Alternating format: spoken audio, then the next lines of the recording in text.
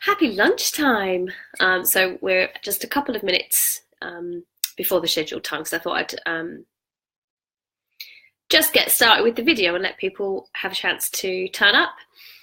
And I'll share with you that I am forever holding a cup of tea. So I'll be drinking this throughout this little video that I'm doing today, where we're going to talk about why style matters, but fashion really doesn't. They're around my some of my favourite subjects. I've got lots of favourite subjects. So I hope you're all well, taking a little break from work or whatever it is that you've been doing this morning. So just keeping an eye on the time to make sure that once it is 12:45, I start talking about the subject, because I don't want to overrun and keep you any longer than is necessary.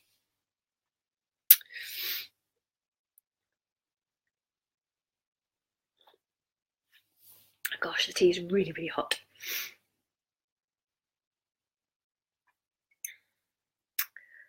Okay. So I think we're just about coming up for the right time. Let me just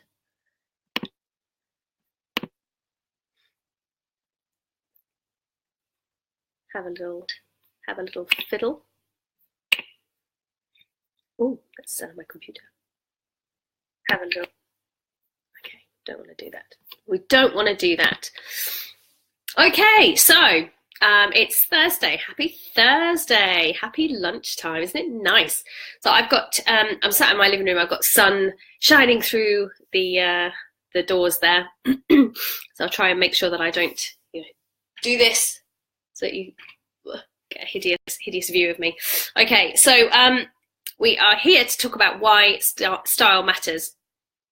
And I want to explain to you why this is a really important subject and why I'm talking about it today. So for those of you who have known me for a while, I trained as a personal stylist many years ago now, and spent 4 years really working one-to-one with ladies particularly, and helping them with their style, and took them shopping, sorted out their wardrobes, advised them on how to style their hair, all of that stuff. And it was a really, really rewarding job.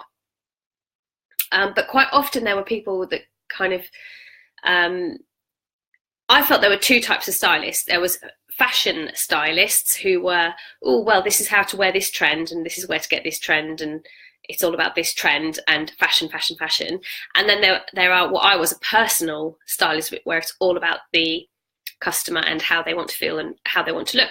So this resulted in some quite remarkable, quite deep work, where I found that a lot of my clients, they had some underlying head stuff go on. I mean, we all do. It's not anything unusual.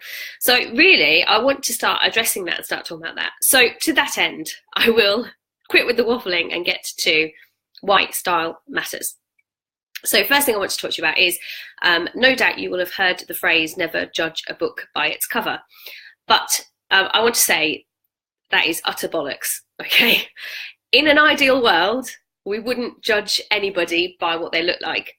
But the truth is, we're given eyes for a reason, and we judge everything. We judge people, we judge food, we judge holiday locations, we judge hotel rooms, we judge by what we see. Now, there's a reason for that, and it's actually to keep us very safe. So if you imagine that you were walking, I don't know, you've been to the pub with some friends, it's about 10 o'clock at night, it's dark outside, you're walking home alone, and coming towards you on the street, there is somebody dressed in a way that makes you feel quite threatened. Now, so that I don't offend anybody, you can imagine for yourself what that person might be wearing for you to feel quite threatened, okay? So just have a little think about that. You're walking down the street, coming towards you, there's somebody, and you just look at them and you just get this sense of threat. And, you might get your mobile phone out, you might get your keys out, you might walk a little bit quickly, you might cross the road. So imagine what they look like. Then imagine that you see somebody coming towards you who doesn't feel like any kind of threat, and actually you might see them and you might look up and smile. So imagine what that person looks like. Now, what it is as human beings, what we do is our brains are incredibly useful, and they want to keep us safe. So they catalogue our brain catalogues all of our experiences and uses those experiences to refer back to keep us safe. So if we've had an experience where somebody was wearing a Father Chris clowns. If when we were a kid we experienced a moment with a clown, and that made us feel really threatened and really scared, our brain, every time we see a clown, goes, do you remember? You felt really threatened and really scared. Keep safe, keep safe, keep safe. Avoid the clown, avoid the clown. That's what it's about, okay? So that's why never judge a book by its cover is just bollocks. We do. It's how we are made. So therefore, it stands to reason that what we wear, speaks volumes about us to other people. And sometimes we can control what we wear is saying, and sometimes we can't. Because, if I dress up as a clown, one of you might go, you look amazing. You look like a clown. That's brilliant. I love clowns. And somebody else might go, oh my God, I hate clowns. They terrify me to death. Can you get away from me? So I can't control the outcome for everybody with what I wear, but I can be aware of the fact that whatever I'm wearing, is going to be judged, is going to have an effect on the people around me. So what we wear affects what people think of us, it affects people's opinion of us, and it affects how they treat us. That's just how it is. But more importantly than that, it affects how we treat ourselves and how we judge ourselves. So if we're looking in the mirror and we're just going, oh my God, you absolute sack of spuds, you look dreadful. That's not really very loving.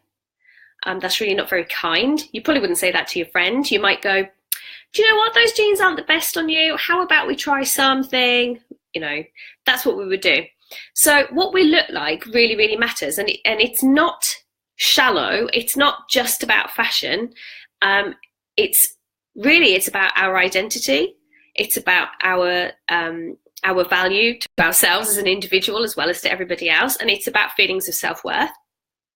And so what I found when I was working with one-to-one clients as a stylist is that I came up against, I drew a lot of women to me who had actually, they weren't really wanting to know how to wear bootleg jeans. They were wanting to reconnect with their sense of self because they no longer recognized the person that looked back at them in the mirror. Okay, so fundamentally that is why what we wear is really important. It's why style matters. Okay, now my next point about this is did you know that clothes have superpowers? Now if you're a fan of Google, you can go and research this. I haven't written down the facts because I can't be bothered really.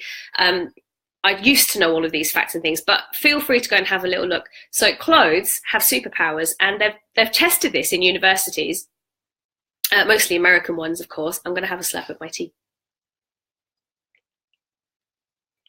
Okay, what they did is they got some people together, controlled environment, and they gave everybody a white coat to wear. And to one group of people, like they tested them, their mathematic ability or something like that. They tested them beforehand, and then they gave them a white coat to wear. And they told half of those people that the white coat was a lab coat, like a scientist's coat. Okay, and the other half of the people, they told them it was an artist's coat.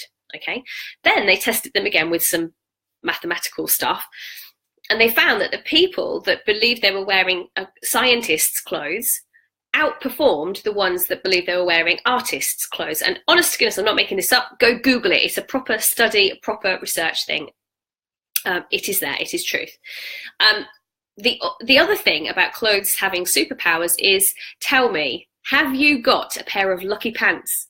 When you were younger, did you have some pulling pants or something like that? Athletes quite often have lucky garments that they wear that they, believe are going to imbibe some kind of magical power and help them perform better in their sport.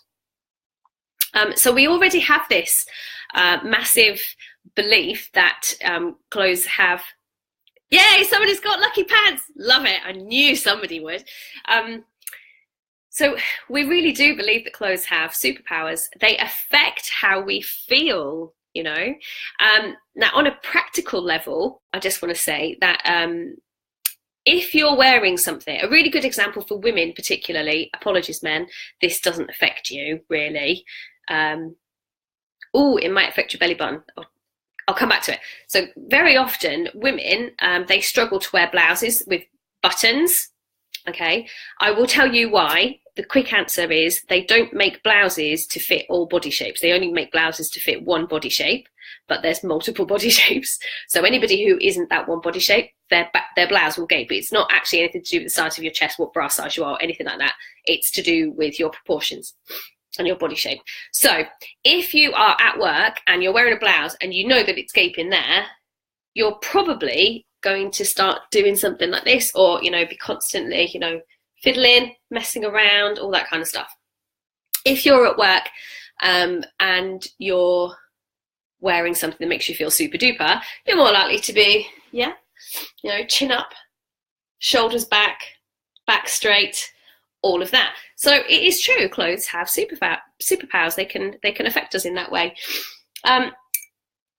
So it's not, the point I'm trying to make is it's not shallow and it's not rubbish. Looking good makes you feel good, and feeling good gives you confidence, and being confident changes your whole life. It's really that simple. Now, this was also about why style matters, but fashion really doesn't. So I want you to think about fashion in terms of, fashion is just what somebody somewhere dreamt up, like an artist, okay? It doesn't relate in any way to real people and what they should wear. Basically, you've got a designer who has a vision for something, and what they do is they create art, and that is what you see on the runway. That is why you see what regular people would think is absurd and outrageous, because it's a statement, it's art. It's not about what you're going to wear. What does happen, of course, is that stuff gets translated down onto the high street into what we have available to wear. But really, it's just what somebody dreamt up one day. It's not something to, you know, really, if you love it, that is great, and that's absolutely your prerogative. But don't think that if you're not interested in fashion, that means you can't look good. The two things are completely different. So the way I see it, it's like this. Style is about looking good in a way that suits you, your personality, your lifestyle, and the way you want to show up in the world. Fashion is just the stuff that you can use to make that happen, okay? They're like tools.